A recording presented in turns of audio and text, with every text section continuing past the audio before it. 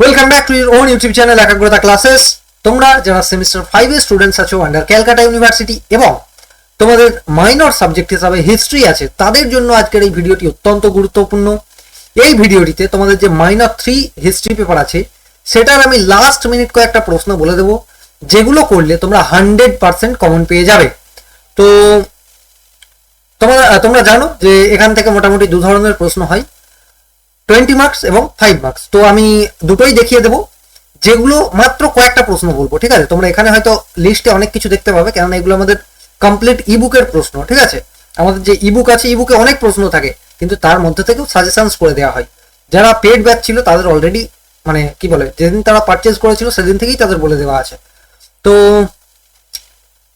যারা 100% কমন চাও এবং যারা সমস্ত প্রশ্নের সঠিক উত্তর লিখে আসতে চাও, তারাই ভিডিওটা দেখো, অন্যরা স্কিপ করে যেতে পারো, ঠিক আছে? তো দেখো, সব থেকে প্রথমে 20 মার্কসের জন্য যে প্রশ্নগুলো আছে সেটা কি, মোস্ট ইম্পর্টেন্ট একটা প্রশ্ন হচ্ছে কি, প্রাচীন ভারতের শূদ্র ও অস্পৃশ্যদের স্থান নির্ণয় করো। মোস্ট ইম্পর্টেন্ট এই প্রশ্নটা, এটা তোমাদের 20 নম্বরের পাশাপাশি 5 মার্কসের জন্য মোস্ট ইম্পর্টেন্ট। নেক্সট দেখো, ধর্মশাস্ত্র অনুযায়ী প্রাচীন ভারতের নারীর সামাজিক মর্যাদা নিরূপণ করো বা ব্যাখ্যা করো। ওর সঙ্গে আর একটা প্রশ্ন আছে, দেখো 3 নম্বরে, ধর্মশাস্ত্র অনুযায়ী প্রাচীন ভারতের নারীর সম্পত্তির অধিকার ও বিবাহ ব্যবস্থার একটি চিত্র দাও। এই যে দুটো প্রশ্ন তোমাদের আলাদা আলাদা করে কোনোভাবে করার দরকার নেই, আমি একটাই অ্যান্সার প্রোভাইড করেছি, ঠিক আছে? দুটোকে মার্জ করে দেওয়া আছে, যেটা আসবে তোমরা সেটাই লিখে দেবে। হ্যাঁ, কিছু পয়েন্ট সেখান থেকে অ্যাডলেস করতে হবে, কি করতে হবে সেটাও সেই মানে পার্টিকুলার কোয়েশ্চেন্স বা অ্যান্সারে মেনশন করা আছে, যে কোনটা যদি সিলেক্টিভ কোনো একটা আসে তাহলে জাস্ট এই দুটো লাইন বা এই একটা লাইন বাদ দিয়ে দেবে, বাকি সেম লিখে দেবে। বোঝা গেল? নেক্সট দেখো, শক ক্ষত্র রুদ্র দমনের শাসনকালে শক সাতবাহন সংঘর্ষের বিবরণ দাও। এটাও তোমাদের জন্য কিন্তু খুব গুরুত্বপূর্ণ। এটা দেখতে পাচ্ছ 3 বার এসছে, 2022, 2024 ওল্ড এবং 2024 নিউ। 2024 নিউ অর্থাৎ এটা সেমিস্টার 3 তে ডিএসসিসি 3 যে পেপার ছিল সেখানে এসেছিল। দেখো,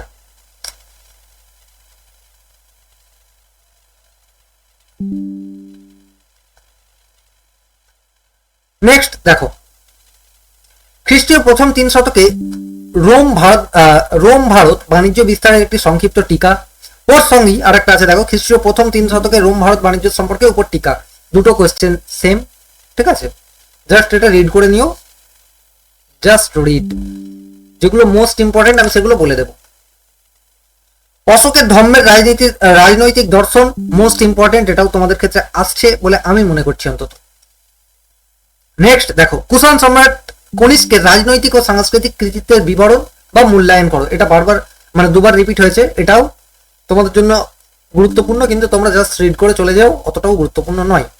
নেক্সট দেখো, যে প্রশ্নটা মোস্ট ইম্পর্টেন্ট সেটা হচ্ছে, সাম্রাজ্য বিজেতা হিসাবে সমুদ্রগুপ্তের কৃতিত্বের মূল্যায়ন করো। এই প্রশ্নটা আমি মনে করছি আসছে। যেগুলো স্টার দিচ্ছি এগুলো ছেড়ে যাবে না। তাহলে বলবে দাদা বাকিগুলো কি ছেড়ে যাবো? না, বাকিগুলোও ছেড়ে যাবে না।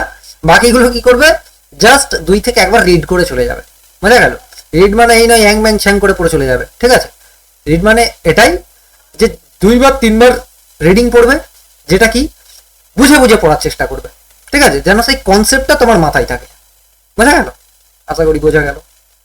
গুপ্ত যুগে সুবর্ণ যুগ বলা কতটা সঙ্গত, যুক্তি সহ বিচার করো বা তোমার উত্তরের সপক্ষে যুক্তি দাও। এটা 5 মার্কসের জন্য গুরুত্বপূর্ণ, তোমরা করতে পারো 5 মার্কসে। নেক্সট দেখো, দুটো প্রশ্ন আছে, গুপ্ত যুগে ভিত্তিভূমি যুগ অর্থাৎ থ্রেশহোল্ড টাইম বলে কেন চিহ্নিত করা হয় তা ব্যাখ্যা করো। আর একটা আছে, গুপ্তোত্তর যুগে ধর্মীয় গোষ্ঠী হিসাবে তন্ত্র প্রচার অর্থাৎ ট্রেন্টিজম এর গুরুত্ব নিরূপণ করো। এই দুটো প্রশ্নের মধ্যে একটা কমন পাবে। এই যে দুটো প্রশ্ন, এর মধ্যে 100% একটা কমন পাবে। নেক্সট কি আছে দেখো, মৌর্য সাম্রাজ্যের পতনের কারণগুলি, এটাও তোমরা কমন পাবে। এই যে পতনের কারণ, এটাও তোমরা কমন পাবেই পাবে। উত্তর ও দক্ষিণ ভারত বিজয়ে সমুদ্রগুপ্তের অনুসৃত রাজ্য জয় নীতির পার্থক্য বিচার করো। জাস্ট রিড করে রাখবে, অতটাও গুরুত্বপূর্ণ নয়, ঠিক আছে? তবে জাস্ট রিড করে রাখবে, ছেড়ে যেও না। বোঝা গেল? নেক্সট প্রত্যেকবারের নেই আমি কয়েকটা এক্সট্রা কোয়েশ্চেন দিই, যেগুলো জাস্ট একটু রিড করে চলে যেতে হয়। কি দেখো এখানে আছে, এগুলো তোমরা পড়ে নিও, ঠিক আছে? এর মধ্যে থেকে তোমাদের যেটা গুরুত্বপূর্ণ এটা একটু দেখে যাও, যে আদি মধ্যযুগীয় ভারতে সামন্ততন্ত্রের উত্থানের প্রেক্ষাপট আলোচনা করো, এটা একটু জাস্ট দেখে যাও। বাকিগুলো জাস্ট 1 থেকে 2 বার রিড করে চলে যাও, বোঝা গেল? এবার দেখো 5 মার্কসের জন্য কোনগুলো আছে। 5 মার্কসের জন্য সব থেকে প্রথমেই যে প্রশ্নটা আমি রেখেছি সেটা কি, দ্বিতীয় নগরায়ণ বলতে তুমি কি বোঝো তা নিজের ভাষায় লেখো বা উত্তরের সপক্ষে যুক্তি দাও। গুরুত্বপূর্ণ প্রশ্ন 5 মার্কসের জন্য। নেক্সট, ইন্দো রোমান বাণিজ্যের প্রধান বৈশিষ্ট্যগুলি অলরেডি আগে হয়ে গিয়েছে, দেখে যাও। প্রাচীন ভারতে দাস ব্যবস্থার প্রচলন নিয়ে মেগাস্থিনিসের বক্তব্য কি যথার্থ ছিল বা তুমি কি তা মনে করো? উত্তরের সপক্ষে যুক্তি দাও। এইভাবে একটা প্রশ্ন আসবে তোমাদের 5 মার্কসে। তো এই প্রশ্নটা মোস্ট ইম্পর্টেন্ট 5 মার্কসের জন্য। এই প্রশ্নটা মোস্ট ইম্পর্টেন্ট, তাই কেউ এটাকে ছেড়ে যাবে না। আমি আবারও বলছি, কেউ এই প্রশ্নটা ছেড়ে যাবে না। নেক্সট দেখো, গান্ধার শিল্প বা গান্ধার শিল্পশৈলীর বৈশিষ্ট্য, এটাও 100% আসছে তোমাদের এই প্রশ্নটা। নেক্সট দেখো, অগ্রহার ব্যবস্থা সম্পর্কে একটি সংক্ষিপ্ত টিকা দেখে রাখবে, গুরুত্বপূর্ণ। সঙ্গম সাহিত্য বলতে কি বোঝো, গুরুত্বপূর্ণ। এই কয়েকটা প্রশ্ন তোমরা যদি ভালোভাবে করো তাহলে তোমরা 20 নম্বর এবং 5 মার্কসের জন্য 100% কমন পেয়ে যাবে। কিছু এক্সট্রা প্রশ্ন আছে, কয়েকটা প্রশ্ন তোমরা দেখে নিও এখান থেকে, ঠিক আছে? যেমন তোমাদের এই মৌর্য কৃষি ব্যবস্থার উপর একটি সংক্ষিপ্ত টিকা, এটা জাস্ট একটু দেখে নিও। এগুলো আমাদের যেহেতু ইবুকের প্রশ্ন। আরেকটা জিনিস, এটা তোমাদের আসছে, গুপ্ত সমাজের নারী স্থান বর্ণনা করো, এই প্রশ্নটা আসছে। তো এই কয়েকটা প্রশ্ন তোমরা যদি করে চলে যাও তাহলে তোমরা তোমাদের পরীক্ষায় 100% কমন পেয়ে যাবে, তেমনটাই আশা করা যায়। অ্যান্ড যারা আমাদের আগে সাজেশন দেখেছো তারা জানো যে 100% মানে অবশ্যই 100%, তাই না? তো অবশ্যই চ্যানেলটিকে সাবস্ক্রাইব করো যারা এখনো পর্যন্ত সাবস্ক্রাইব করোনি, অ্যান্ড ভিডিওটা অবশ্যই লাইক করবে। অ্যান্ড এই পিডিএফটা কিভাবে পাবে, পিডিএফটা পেতে গেলে কিছুই না, উপরে দেখো, উপরে এই যে নাম্বার দেখা যাচ্ছে, এই নাম্বারটা তোমরা টেক্সট করবে কি, নিজের নাম,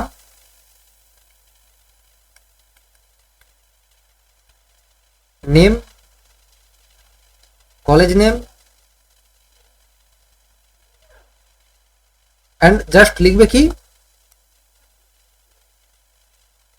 হিস্ট্রি MN3 PDF, জাস্ট এতটুকু লিখবে। এই কোয়েশ্চেন্সের পিডিএফটা সেন্ড করে দেওয়া হবে। হ্যাঁ, কয়েকটা উত্তরও তোমাদের দেওয়া হবে, সেগুলো কোথায় দেওয়া হবে, উত্তরটা আমাদের অ্যাপে প্রোভাইড করা হবে। তো তোমরা আমাকে এই নম্বরে টেক্সট করবে, ওখানে গাইড করে দেওয়া হবে কিভাবে তোমরা কয়েকটা উত্তর পাবে, ঠিক আছে?